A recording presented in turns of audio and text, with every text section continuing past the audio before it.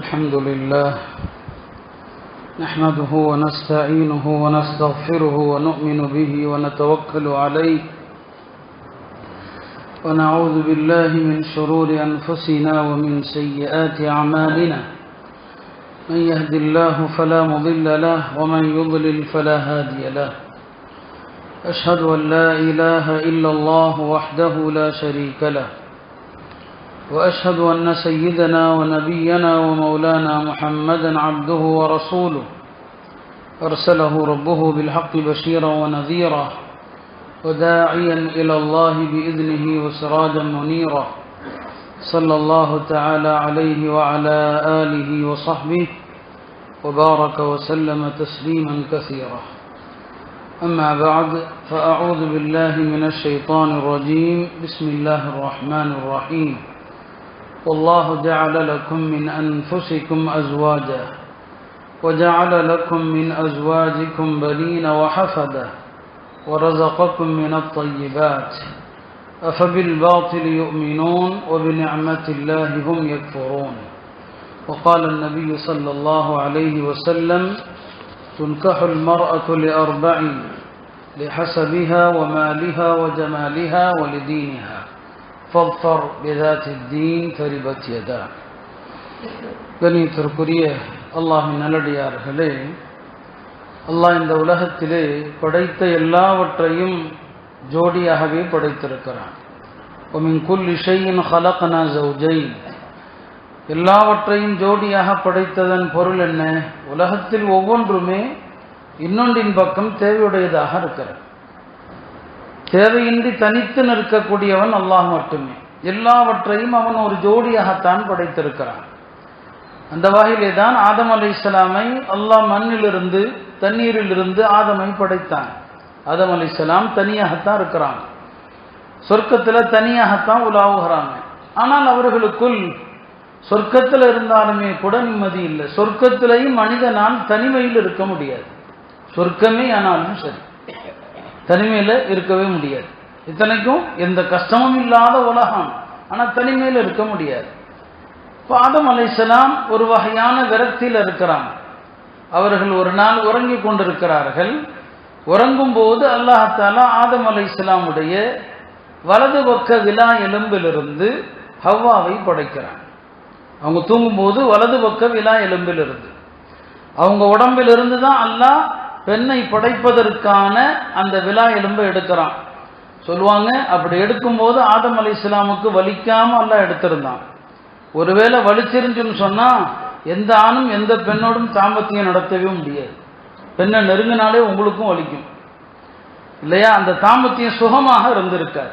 இப்போ வலிக்காம தான் அல்லாஹ் தஆலா அந்த ஆதமிலிருந்து ஆதமுக்குரிய துணையை அல்லாஹ் அவர்களிலிருந்தே படைக்கிறான். இதான் அர்த்தம் ஹுத்பால ஓதப்படுது, யா அய்யுஹன் நாஸு தகு ரப்பக்குமுல்லதி ஹலகக்கும் மின் நஃப்ஸின் வாஹிதா.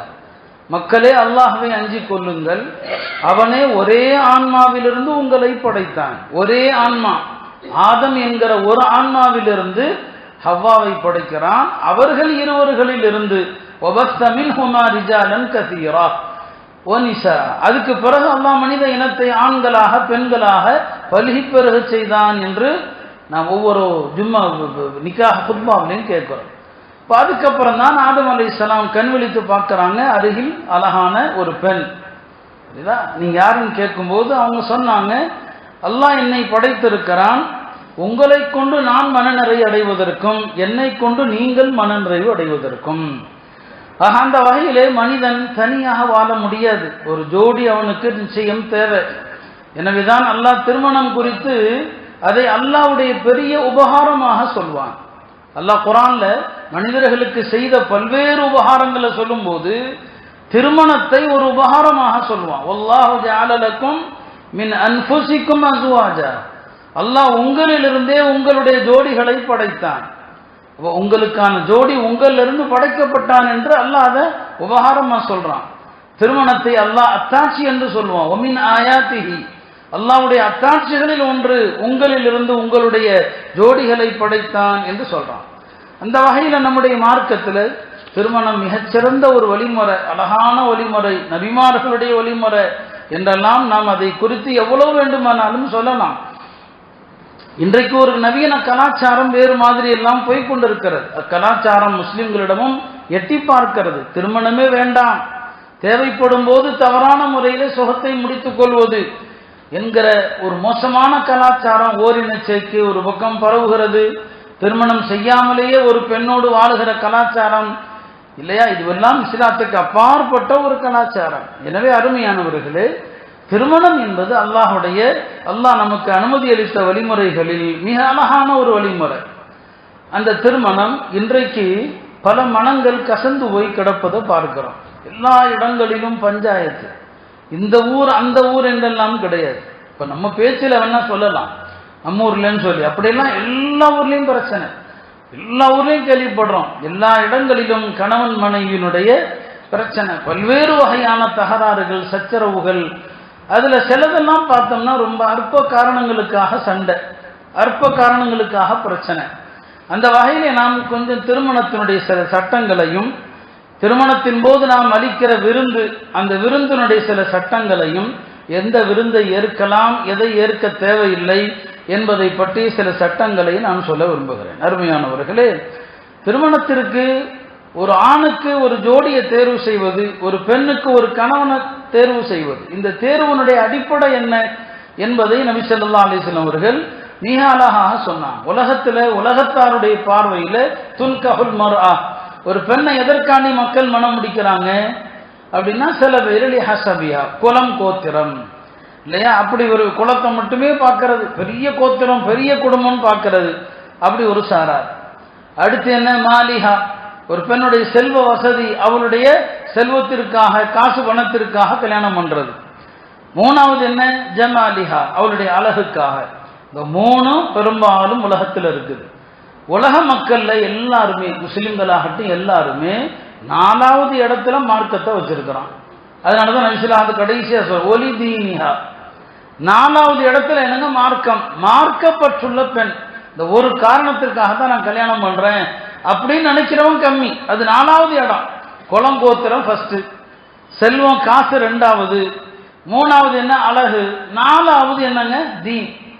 நபிசுல்லாஹ் சொன்னாங்க ஃபக்ஃபர் பிதாத்தி தீன், இந்த மற்ற காரணங்களை எல்லாம் விட்டு இந்த மார்க்கப்பட்டுள்ள பெண் கிடைத்தால் நீ அவளை கல்யாணம் பண்ணிக்கன்னு சொல்லல, வார்த்தையை கூட ஃபக்ஃபர், ஒரு நல்ல மார்க்கப்பட்டுள்ள பெண் உனக்கு ஜோடியாக கிடைக்கக்கூடிய சந்தர்ப்பம் கிடைச்சா மற்றவங்க அந்த பெண்ணை கல்யாணம் பண்றதுக்கு முன்னால நீ ஓடி போய் கல்யாணம் பண்ணிக்க.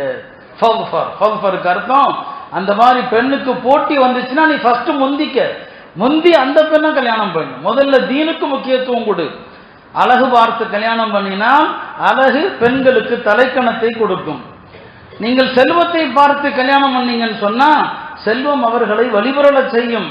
சொன்னாங்க, ஒரு கருப்பு நிற அடிமை பெண் மார்க்கப்பற்றில்லாத அழகான பெண்ணை விட சிறந்தவள். கருப்பு நிற பெண், அடிமை பெண், ஆனா ஒரு பெண்ணிடத்துல அழகு இருக்குது, தீன் இல்லை, அவளை விட இந்த கருப்பு நிற பெண்ணை நிக்காஹ் செய். இப்போ முதல்ல திருமணத்துல அழகு மற்ற விஷயங்கள் எல்லாவற்றை விட தீனை பாருங்க, மார்க்கப்பற்ற பாருங்க. அது இந்த காலத்துல ரொம்ப ரொம்ப ரொம்ப தேவை இருக்கு. இன்றைய பெண்கள் இந்த சமூக வலைத்தளங்கள்ல சீரழிஞ்சு போய் கிடக்கிறாங்க. மிக மோசமான கலாச்சாரத்துக்கு அடிமைப்பட்டு கிடக்கிறாங்க. எந்த புத்துல எந்த பாம்பு இருக்குன்னு சொல்ல முடியாது என்கிற அளவுக்கு இந்த குடும்பத்து பெண்ணா இப்படி என்று கற்பனை செய்ய முடியாமல் இவர்கள் சமூக வலைத்தளங்கள்ல சீரழிஞ்சு கிடக்கிறாங்க. இப்போ ரொம்பவே மார்க்கப்பற்ற பார்க்க வேண்டியிருக்குது. இது ஆணுக்கு சொல்றாங்க, பெண் தரப்புக்கு சொன்னாங்க, உங்க வீட்டுல ஒரு பெண் வச்சிருக்கீங்களா, சொன்னாங்க, நீங்கள் உங்களுடைய பெண்ணுக்கு யாருடைய மார்க்கத்தையும் குணத்தையும் பொருந்திக் கொள்கிறீர்களோ அப்படிப்பட்ட ஒரு ஆண் கிடைத்தால் ஃபஸவ்விஜு, தாமதம் பண்ணாம யோசிக்காம கல்யாணம் பண்ணி வச்சிருங்க. எப்படிப்பட்ட 2 அம்சம் சொன்னாங்க.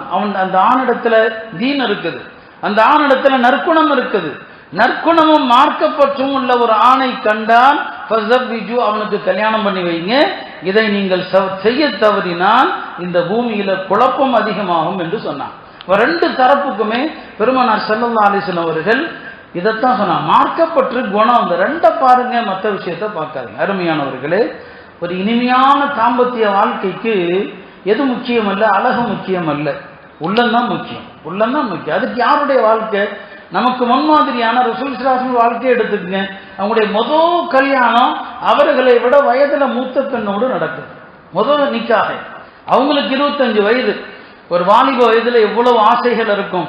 அந்த வயதுல நிக்காக யாரோடு நடக்குது? அன்னை ஹதீஜா ரலியல்லாஹு அன்ஹா. அவங்க 15 வயசு மூத்தவங்க. ஆனால் நபி ஸல்லல்லாஹு அலைஹி வஸல்லம் அவர்கள் அவர்களோடு எவ்வளவு மகிழ்ச்சியாக வாழ்ந்தாங்க, எவ்வளவு மகிழ்ச்சியோடு. எப்போதும் சொல்லுவாங்க, அன்னை ஆயிஷாவை நினைவு கூறிக்கொண்டே தான் இருப்பாங்க. ஒரு முறை ஹஜ்ரத் ஆயிஷா ரலியல்லாஹு அன்ஹா கேட்குறாங்க, என்ன ஹதீஜாவை பத்தி பேசிக்கிட்டே இருக்கிறீங்க? அஜூசுன் ஹம்ரா உஷிதுகை, பல்லு விழுந்த ஒரு கிழவி. யாரு? ஆயிஷா சொல்றான். ஏன்னா அன்னை ஹதீஜா இறக்கும்போது வயசா இருக்குமா இல்லையா? அஜூசுன் ஹம்ரா உஷிதுகை, பல் விழுந்த ஒரு கிழவி. அந்த அம்மாவை காலத்துக்கும் பேசிக்கிட்டே இருக்கீங்களே, அல்லாஹ் அந்த அம்மாவோட உங்களுக்கு அழகான பெண்களை கொடுக்கலையான்னு சொல்லி, அந்த அம்மாவோட அழகான பெண்களை கொடுக்கலையே, நாங்கெல்லாம் இல்லையா? எப்ப பார்த்தாலும் பேசுறீங்க அந்த அம்மாவை பத்தி. நபி ஸல்லல்லாஹு அலைஹி வஸல்லம், லா வல்லாஹி மா அப்தலனி அல்லாஹு கைரம் மின்ஹா, அல்லாஹ் மீது ஆணையாக ஹதீஜாவை விட சிறந்த பெண்ணை அல்லாஹ் எனக்கு தரவே இல்லைன்ட்டான்.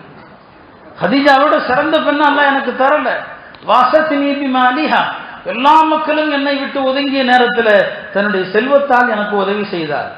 ஆமனத்வி இது கர்தபனி அன்னாஸ், எல்லா மக்களும் என்னை பொய் என்று சொன்ன போது என்னை உண்மைப்படுத்தினார். வரஸகனி அல்லாஹு மின்ஹா வலதன், நீங்க இத்தனை மனைவி இருந்தாலும் ஹதீஜா மூலமா தான் அல்லாஹ் எனக்கு குழந்தைகளை கொடுத்தான். வேற எந்த பெண்ணுக்கு அது குழந்தை பிறந்துச்சா? இல்லையே. ஹதீஜா மூலமாக தான் 6 குழந்தைகள், 4 பெண் குழந்தைகள். ஸைனப், ருக்கையா, உம்மு குல்சூம், ஃபாத்திமா ரலியல்லாஹு அன்ஹும். 2 ஆண் மக்கள், காசிம், அப்துல்லா. எனக்கு அவங்க மூலமா தானே அல்லாஹ் குழந்தைகளை கொடுத்தா, உங்க மூலமா கொடுக்கலையே. எனவே தான் சொன்னாங்க, ஹதீஜா ஹதீஜா ஹதீஜா தான் உலகத்தில் அந்த மாதிரி ஒரு பெண்ணே இல்லைன்ட்டான். என்ன சொல்ற பாருங்க, அப்ப அழகு, தோற்றம், வயது, சந்தோஷமா வாழ்ந்தாங்க அந்த பெண்ணிடத்துல. எனவே ஒரு ஆண் தன்னை விட வயதான மூத்த பெண்ணோடும் மகிழ்ச்சியா வாழ முடியும் இல்லையா? இதெல்லாம் உள்ளம் சார்ந்தது, வெறும் தோற்றம் அழகு மட்டும் இல்லை.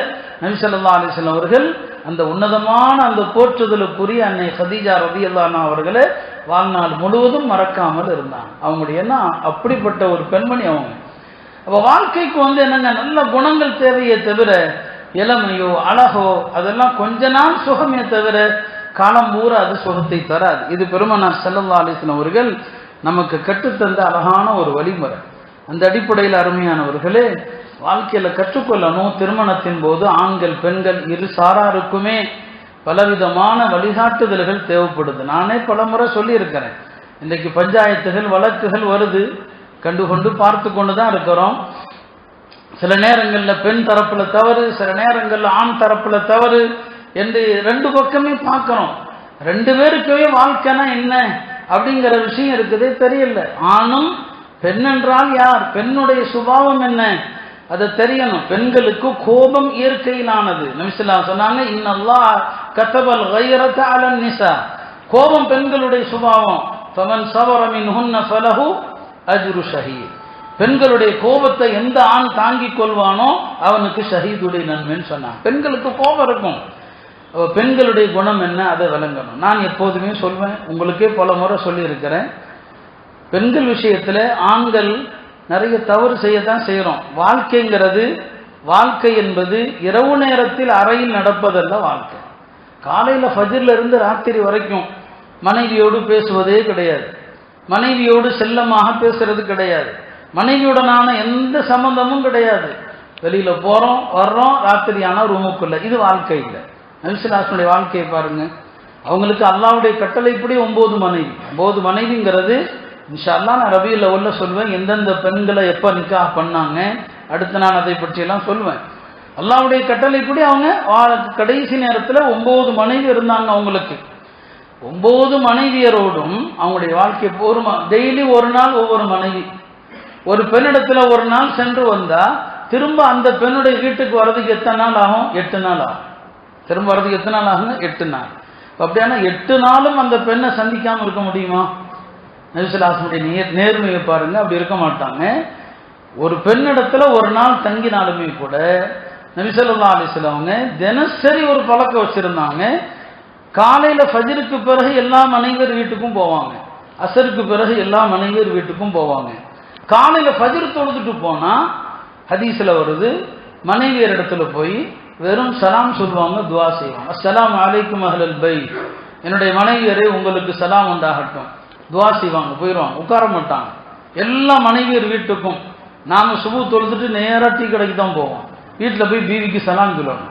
நபிசல்லாத்துலவங்க ஃபஜ்ர் தொழுது, ஏன்னா அந்தமா முடிச்சிட்டு இருக்கணுமே, அப்புறம் சலாம் சொன்னா அது பிரச்சனை ஏறக்கூடாது. நபிசல்லாசனுடைய சுன்னத்து ஃபஜ்ர் தொழுதுட்டு போய் மனைவியர் எல்லா வீட்டுக்கும் போய் ஒரு சலாம், அப்புறம் அவங்களுக்கான துவா. மனைவிக்கு யாராவது துவா செஞ்சிருக்கீங்களா? எவ்வளவு பெரிய சுன்னத்து பாருங்க. ஹஜ்ரத் உமர் சொல்றாங்க, நபிசல்லாசலவங்க ஃபஜ்ர் தொழுது விட்டு தொழுகிற இடத்துல உட்கார்ந்து இருப்பாங்க. சூரியன் உதயமான பிறகு யதுகுலு அலா குல்லி இம்ராஅத்தின் இம்ராஅத்தின், எல்லா மனைவி இடத்துலயும் வருவாங்க. வயுசல்லிமு அலைஹின், அவர்களுக்கு சலாம் சொல்லுவாங்க. வயதுஉ லஹுன்ன, அவங்களுக்கு துஆ செய்வாங்க. இது காலையில. அசருக்கு பிறகு எல்லா மனைவி வீட்டிலையும் போய் உட்கார்ந்து அவங்களுடைய அன்றைய தேவைகள் என்ன, அவங்களுடைய உடல் நலம் என்ன, இது எல்லாத்தையும் உட்கார்ந்து பேசுவாங்க. எல்லா மனைவி இடத்துலையும் போவாங்க அசருக்கு பிறகு, இல்லையா? இன்னைக்கு நம்ம என்னங்க பெரிய வேலை செய்யறோம், நம்ம மனைவியரை மற்ற பகல் பூரா நினைக்கிறதே இல்லை. இன்றைய பெண்கள் விரும்புறாங்க, அன்னைக்கே விரும்பினாங்கன்னா இன்னைக்கே விரும்ப மாட்டாங்க, இல்லையா? இதை விட மூணாவது ஒரு பழக்கம் இருந்துச்சு, அது சாத்தியம் இல்லை இன்றைக்கு. அது பல பொண்டாட்டி இருந்தாது, புரியுங்களா? இங்க ஒரு பொண்டாட்டி வச்சுக்கிட்டே நேரம் கொடுக்க முடியல. இது காலை மாலை அவங்க போவாங்க எல்லா வீட்டுக்கும். இரவுல இஷாவுக்கு பிறகு அதில் தானே சொல்லுவாங்க, நபி ஸல்லல்லாஹு அலைஹி வஸல்லம் எந்த மனைவி வீட்டில் அன்னைக்கு தங்க போறாங்களோ அந்த வீட்டுக்கு எல்லா பெண்களும் வந்துடுவாங்க. எல்லாரையும் உட்கார வச்சு பேசுவாங்க. தினசரி ஒரு நாளைக்கு மனைவியரை 3 தடவை சந்திக்கிறாங்க. பிறகு இரவுல எந்த பெண் வீட்டில் தங்கணுமோ அங்க தங்குறாங்க. இன்றைக்கு நாம ஆண்கள் எவ்வளவு பெரிய தொழிலதிபராக இருங்க, நீங்க எவ்வளவு நாளும் உழைங்க, மனைவியர் இடத்துல கொஞ்சம் பேசணும். இமாம் அஹ்மத் சொன்ன ஒரு உபதேசத்தை நான் சொல்லியிருக்கிறேன். மகனுக்கு 10 உபதேசம் பண்ணாங்க. முதல் விஷயம், மனைவி இடத்துல செல்லமா பேசு, மனைவி இடத்துல செல்லமா பேசணும். அது சுன்னத்து, இல்லையா? நாம அந்த விஷயங்களை எல்லாம் மறந்துடுறோம், இல்லையா? வாழ்க்கைங்கிறது இரவு நேரத்தில் அல்ல. நீங்க பகல்ல என்ன செய்றீங்க? நபி ஸல்லல்லாஹு அலைஹி வஸல்லம் வீட்டை விட்டு தொழுகைக்கு போறப்போ மனைவி எதிரில் வந்தா முத்தம் விட்டுட்டு போவாங்க, இல்லையா? தொழுகை ஆகிறதுக்கானது. மனைவி முத்தம் விடுதுன்னா எந்த நேரமும் கணவன் மனைவிக்கான அன்பு இருந்துகிட்டே இருக்கணுங்கிறத காட்டுறாங்க, இல்லையா? சண்டை சச்சரவுன்னு வந்தா என்ன சொல்லுங்க? கணவன் மனைவிக்கு மத்தியில் சேர்ந்து வாழணும்னா அந்த கணவன் மனைவிட்டு சொல்லுங்க, ஒன்னா குளிக்க சொல்லுங்க, சேர்ந்து உதவு செய்ய சொல்லுங்க, சேர்ந்து சாப்பிட சொல்லுங்க, சரியா போயிடும். வேற பஞ்சாயத்துலாம் தேவையே இல்லை. 2 பேரும் சேர்ந்து குளிக்கிறது, சேர்ந்து உதவு செய்யறது, சேர்ந்து சாப்பிடுவது, இல்லையா? இன்னைக்கு அதெல்லாம் இல்லாம போச்சு. இந்த கூட்டு குடும்ப வாழ்க்கையும் இதெல்லாம் ஒரு காரணம். அவங்களுக்கு ஒரு சுதந்திரம் இல்லாத ஒரு சூழ்நிலை. பல குடும்பத்துல நைட்டு தான் கணவன் மனைவி தனியா பார்க்க முடியும். அதனாலேயும் இந்த பகல்ல இருந்து இரவு வரைக்கும் எதுவுமே கிடையாது அவங்களுக்கு இடையில. இது நபி ஸல்லல்லாஹு அலைஹி வஸல்லம் அவர்களுடைய வாழ்க்கை அல்ல. அவங்க இப்படிப்பட்ட ஒரு வாழ்க்கையை நமக்கு என்ன செய்யல, கற்றுத்தரல. எனவே அருமையானவர்களே, துணைவியர் இடத்துல எப்படி நடக்க வேண்டும் என்று பெருமானார் ஸல்லல்லாஹு அலைஹி வஸல்லம் அவர்கள் மிக அழகான ஒரு வாழ்க்கையை நமக்கு கற்றுத்தந்தாங்க. அந்த வாழ்க்கை நாம் கற்றுக்கொண்டோம்னு சொன்னா எந்த விதமான பிரச்சனையும் இருக்காது. அவங்க எவ்வளவு பேரை வச்சு சமாளிச்சாங்க, எவ்வளவு பிரச்சனைகள். அப்ப இன்றைக்கு என்னங்க, ஒரே ஒரு மனைவி, இந்த ஒரு மனைவியை சமாளிக்க முடியல. ஒரு புரிதலற்ற வாழ்க்கை, 2 பேருக்குமே புரிதல் கிடையாது. அதனால மனைவி இடத்துல எப்படி நடக்கணும் என்று கணவன் தெரியணும், கணவனை எப்படி மதிக்க வேண்டும் என்பது மனைவிக்கு தெரியணும். 2 விஷயம்தாங்க. கணவன் மனைவி மீது அன்பை காட்டணும், உள்ளத்துல இருக்குதோ இல்லையா. ஹஜ்ரத் உமர் சொல்லுவாங்க, வெறுமனே சும்மாவாவது நடின்னு சொல்லுவாங்க. இந்த வாழ்க்கை அப்படித்தான் வண்டியை ஓட்ட முடியும், அப்படித்தான் இது கொண்டு போக முடியும். சொல்லு, உன்னை பிரியப்படுறேன்னு சொல்லு, உள்ளத்துல பிரிய இல்லாட்டாலும் சும்மாவாவது சொல்லு. சில இடங்கள்ல மார்க்கம் பொய்க்கு அனுமதி கொடுக்குது. இந்த வாழ்க்கை சந்தோஷமா இருக்கணும்னா இல்லாத அன்பையாவது இருப்பது போல் காட்டித்தான் ஆகணும். அப்படிதான் இங்க அவன் அன்பை கொடுக்கணும். ஒரு மனைவியை பொறுத்த வரைக்கும் கணவன் மீது உச்சக்கட்ட மரியாதை வைக்கணும். இன்றைய பெண்களுக்கு அந்த மரியாதையே இல்லை. உச்சக்கட்ட மரியாதை வைக்கணும் கணவன் மீது. கணவனுடைய மரியாதையில ஒரு பெண் சிறு குறை வைத்தாலும் அவள் நரகவாதி தான். இதை மார்க்கம் கடுமையாக சொல்லுது. எனவேதான் நபி ஸல்லல்லாஹு அலைஹி வஸல்லம் அவங்கள்ட்ட திரும்ப திரும்ப பல பேர் கேட்பாங்க, ஒவ்வொரு சஹாபியும் கேட்பாங்க, உங்களுக்கு சஜிதா செய்யறோம், அனுமதி கொடுங்க.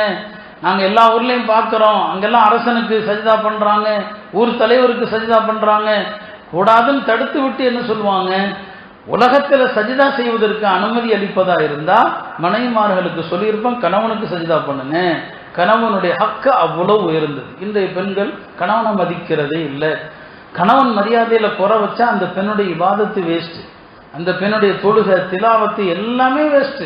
அதனால ஒரு நல்ல பெண்ணுக்குரிய 3 விஷயம். கல்யாணம் ஆக போற மாப்பிள்ளைகள் என்னென்ன துவா செய்யணும் இல்லையா? கல்யாணம் இன்னும் ஆக போறவங்க, பொண்ணு பார்த்துட்டு இருக்கிறவங்க 3 துவா செய்யுங்க அல்லாட்ட. எல்லாம் எனக்கு வரப்போற மனைவி, நான் அவளை பார்க்கும் போதெல்லாம் அவள் என்னை மகிழ்வூட்ட வேண்டும். எனக்கு வரப்போற மனைவி இதை செய்யக்கூடாதுன்னு நான் சொன்னா அந்த காரியத்தை என் வார்த்தையை மீறி அவள் செயல்படக்கூடாது. எனக்கு வரப்போற மனைவி நான் இல்லாத காலத்தில் வெளியூர்ல இருந்தா, பயணத்துல இருந்தா, தன்னுடைய கற்பையும் எனது செல்வத்தையும் பாதுகாக்கிற மனைவியை கொடு. இந்த 3 துவா தாங்க செய்யணும். ஏன்னா ஹதீஸ்ல அப்படிதான் வருது. நல்ல மனைவி யார் அப்படின்னு கேட்டப்ப சொன்னாங்க, பார்த்தால் அவனை பரவசம் ஊட்டுவார். இதை செய்யக்கூடாது நாம சத்தியம் பண்ணிட்டா மீற மாட்டார். அவன் இல்லாத போது தன் கற்பையும் பேணுவார், கணவனுடைய செல்வத்தையும் பேணுவார். அப்படின்னா திருமணமாகாத வாலிபர்கள் இந்த 3 தான் அல்லாட்ட கேட்கணும். உங்களுக்கு வரப்போற மனைவி இந்த 3 அம்சமுடைய மனைவியா இருந்துட்டா உங்களுக்கு இந்த உலகமே சொர்க்கம்தான், இந்த உலக வாழ்க்கையே உங்களுக்கு மகிழ்ச்சி தான். இந்த 3 விஷயத்தை என்னங்க கேளுங்க என்று நமக்கு பெரியவர்கள் சொல்லி தந்தாங்க. அருமையானவர்களே, ஆக இவன் அவள்கிட்ட அன்பை காட்டணும், அவள் இவனை மதிக்கணும். இந்த 2ம் இருந்து இந்த 2 விஷயத்துல புரிதல் வந்துருச்சு அப்படின்னு சொன்னா வாழ்க்கையில பிணக்குகள், சண்டைகள், சச்சரவுகள் இருக்காது. எனவே இன்றைய திருமணங்கள்ல இணைய போறவங்களுக்கு நான் அடிக்கடி சொல்லுவேன், நீங்க எதையெல்லாமோ செய்றீங்க, மண்டபத்தை முடிவு பண்றீங்க, சமையல்காரரை முடிவு பண்றீங்க, வெளியூர்ல இருந்தெல்லாம் சமையல்காரர் கூட்டு வரதை பத்தி மாசக்கணக்கில் பேசுறீங்க. உங்க பிள்ளைக்கு என்ன அறிவுரை நீங்க செஞ்சீங்க இல்லையா? உங்க மகளுக்கு என்ன சொன்னீங்க? திருமண வாழ்க்கைனா என்ன, கணவனுடைய ஹக்கனா என்ன என்பதையெல்லாம் சொல்லி தெரியணுமா இல்லையா? பெருமானார் ஸல்லல்லாஹு அலைஹி வஸல்லம் காலத்துல பெண்கள் இப்படியும் இருந்தாங்க. கணவனுடைய ஹக்கு என்னன்னு தெரிஞ்ச பிறகுதான் நான் கல்யாணம் பண்ணுவேன். ஒரு பெண்மணி அப்படிதான் கல்யாணமே நிக்காஹ் செய்யல. அவங்க தந்தை வந்து சொல்றாங்க, யார சொல்லுதான் என் மகளுக்கு சொல்லுங்க நிக்காஹ் பண்ணாம இருக்கிறாளேன்னு சொல்லி. நபி ஸல்லல்லாஹு அலைஹி வஸல்லம் ஏமா கல்யாணம் பண்ணாம இருக்கிற, நிக்காஹ் செய். இல்லை எனக்கு கணவனுடைய கடமை என்ன சொல்லுங்க. நபி ஸல்லல்லாஹு அலைஹி வஸல்லம் சொன்னாங்க, சரியான கேள்விதாமா நீ கேட்டிருக்கிற. கணவனுடைய கடமைங்கிறது சாதாரணமானதல்ல. ஒரு கணவனுடைய உடல் முழுக்க நோய்வாய்ப்பட்டு தலையிலிருந்து பாத வரைக்கும் அவள் அந்த நோயை சரி பண்றதுக்காக அவன் உடம்பையே தொடச்சி எடுத்தா கூட கணவனுடைய கடமையை எந்த பெண்ணும் நிறைவேற்றியவள் ஆக முடியாது. சொன்னாங்க, இதுக்கு தான் யோசிக்கிறேன் நான், யாரோ சொல்லலாம், என் கணவனை மதிக்கிறதுல நான் குறை வச்சிடக்கூடாது, அந்த பக்குவம் என்னிடத்துல வரணும், அதுக்காக நான் கல்யாணத்தை தள்ளி போறேன்னு சொன்னாங்க. அருமையானவர்களே, இதெல்லாம் இன்றைய இளம் பெண்களுக்கும் இன்றைய இளைய தலைமுறைக்கு மிக அதிகமாக சொல்லித்தரப்படணும். அதெல்லாம் விளங்காம வாழ்க்கையில இணைஞ்சிடறாங்க. இணைஞ்சு சில நாட்கள்ல பார்த்தா சண்டை, மன வருத்தம். ஆக இந்த நிலைகள் எல்லாம் மாறுவதற்கு எல்லாருமே முயற்சி செய்யணும். அருமையானவர்களே, மார்க்கம் திருமணத்தை ரொம்ப எளிமையாக தான் ஆக்கியிருக்கு. ரொம்ப அழகான முறையில், அழகான வழிமுறை, எளிமையான வழிமுறை. நபி ஸல்லல்லாஹு அலைஹி வஸல்லம் காலத்துல எப்படியெல்லாம் திருமணம் நடக்குது பாருங்க. பெருமானாருக்கு திருமணத்துல அவங்களுக்குன்னு சொல்லி தனியா 7 சட்டம் இருக்குது. நபி ஸல்லல்லாஹு அலைஹி வஸல்லம் அவங்களுக்கு மட்டும் தனியாக உள்ள 7 சட்டங்கள்.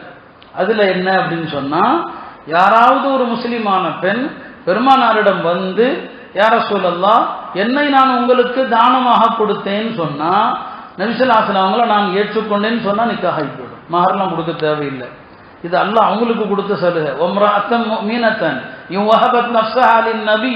ரசூல் ஸல்லல்லாஹு அலைஹி வஸல்லம் அவங்கள்ட்ட யாராவது ஒரு பெண்மணி வந்து, என்ன உங்களுக்கு நான் அன்பளிப்பு செஞ்சுட்டேன், பெருமானார் ஸல்லல்லாஹு அலைஹி வஸல்லம் நானும் அதை ஏற்றுக்கொண்டேன் அப்படின்னு சொன்னா நிக்காஹ் ஆயிடும். ஆனா அப்படி எந்த பெண்ணையும் பெருமானார் மனமுடித்ததில்லை. இது அல்லாஹ் கொடுத்த சலுகை. இந்த சலுகை அவங்க பயன்படுத்தல. நிறைய பெண்கள் வந்து சொன்னா, ஒரு நாள் நபி ஸல்லல்லாஹு அலைஹி வஸல்லம் ஒரு அம்மா வந்து சொல்றாங்க, யா ரசூலல்லாஹ் வஹப்து நஃப்ஸி லக, நான் என்ன உங்களுக்கு அன்பளிப்பு செஞ்சுட்டேன். நபி ஸல்லல்லாஹு அலைஹி வஸல்லம் அவங்க அந்த மாதிரி பெண்கள் யாரையும் அவங்க கல்யாணம் பண்ணல, அல்லாஹ் அனுமதி கொடுத்தான், அமைதியா இருக்கிறாங்க. அப்ப அந்த அம்மா புரிஞ்சுக்கிட்டாங்க, சரி நபி ஸல்லல்லாஹு அலைஹி வஸல்லம் அவங்களுக்கு விருப்பம் இல்லை போல் தருது அப்படின்னு நினைக்கிறாங்க. இதுக்கிடையில அந்த சபையில இருந்து ஒரு சஹாபி எழுந்து, யா ரசூலல்லாஹ் இந்த அம்மாவை நிக்காஹ் செய்யறதுக்கு உங்களுக்கு பிரியம் இல்லைன்னா எனக்கு கல்யாணம் பண்ணி வைங்க, எனக்கு கல்யாணம் பண்ணி வைங்க. இப்போ அந்த பெண்ணிடம் கேட்குறாங்க, என்னம்மா இவரை கல்யாணம் பண்ண உனக்கு விருப்பமா? நீங்க விரும்பினா எனக்கு விருப்பம்ட்டான், நீங்க விரும்பினா எனக்கு விருப்பம். இப்போ அவர்கிட்ட கேட்குறாங்க, உனக்கு என்னப்பா இருக்குது, மகர் கொடுக்க என்ன இருக்குது? ஒண்ணுமே இல்லை, ஏதோ இந்த பெரிய வேட்டி தான் இருக்குது, எஹராம்ல கட்டுற மாதிரி பெரிய துணி தான் அன்னைக்கு கட்டியிருப்பாங்க, இந்த வேஷ்டியை கிழிச்சு வேணா அவளுக்கு பாதி எனக்கு பாதி வச்சுக்கிறேன்னு சொன்னார்.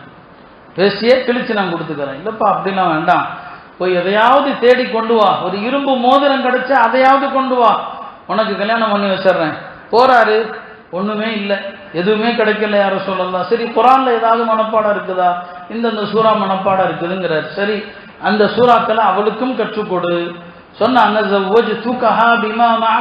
குர்ஆன், உனக்கு தெரிந்த இந்த மனப்பாடமாக தெரிந்த குர்ஆனை அவளுக்கு கற்றுக் கொடுக்க வேண்டும் என்ற நிபந்தனையில் உனக்கு நிக்கா செய்து கொடுத்தேன். இப்போ நிக்கா முடிஞ்சு போச்சு. பாருங்க எவ்வளவு சாதாரணமா, எவ்வளவு சிம்பிளான நிக்காக இது. பெருமானம் சொன்னாலும் நிக்காக நடக்குது, அவ்வளவுதான். குர்ஆன் ஓது தெரியுமில, சொல்லி கொடு. இந்த நிக்காஹுக்கு நாம் எவ்வளவு லட்சங்கள் வாழ்க்கை ஊரை சம்பாதிக்கிற எல்லா பணத்தையும் ஒரு திருமணத்துல அம்பட்டையும் கொட்டிடுறோம். எல்லாத்தையும் ஒரு திருமணத்துல நாம அழிச்சிடறோம். மார்க்கத்தில் அப்படி இல்லை.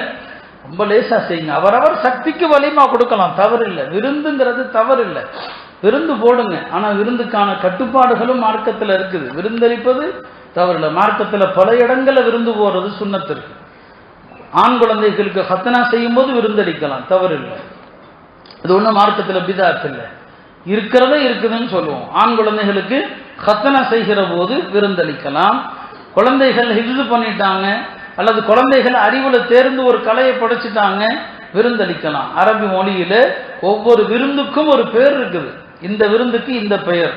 பயணத்திலிருந்து திரும்பி வந்தால் பெருமானார் ஸல்லல்லாஹு அலைஹி வஸல்லம் அவர்கள் விருந்தளிப்பாங்க. அந்த விருந்துக்கு ஒரு பேர் இருக்குது, அதுக்கு சொல்லுவாங்க நக்கியான்னு சொல்லுவாங்க இல்லையா. பக்கத்து வீட்டுல யாராவது இறந்து போனா அந்த வீட்டுக்கு அருகில் உள்ள வீட்டுக்காரர்கள் விருந்து கொடுக்கணும்.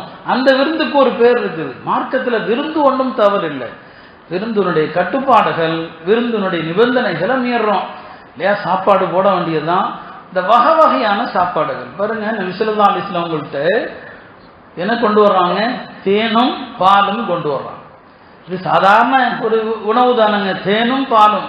நபி ஸல்லல்லாஹு கேட்குறாங்க, அஷராபைனி ஃபீ ஷர்பத்தின், இதெல்லாம் ஒரே குடிபானத்துல ரெண்டையும் கலக்குறீங்களே, ஒன்று பால் மட்டும் கொடுங்க அல்லது தேன் மட்டும் கொடுங்க, ரெண்டையும் எது கொடுக்குறீங்க? வேண்டாம் அப்படின்னு தவிர்த்துட்டாங்க. வேண்டாம்னு விட்டுட்டாங்க, வேண்டாம் தேவையில்லை.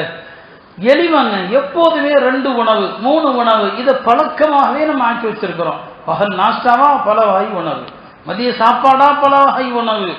அப்ப இது என்ன வாழ்க்கை? இது நிமிஷமாக அதை விரும்பல, பல சஹாபாக்கள் அதை விரும்பல. உணவு போடுங்க, ஒரு சாப்பாடு ஒரு குருமா தாராளமா வைங்க, அது ஒன்றும் தவறு இல்லை.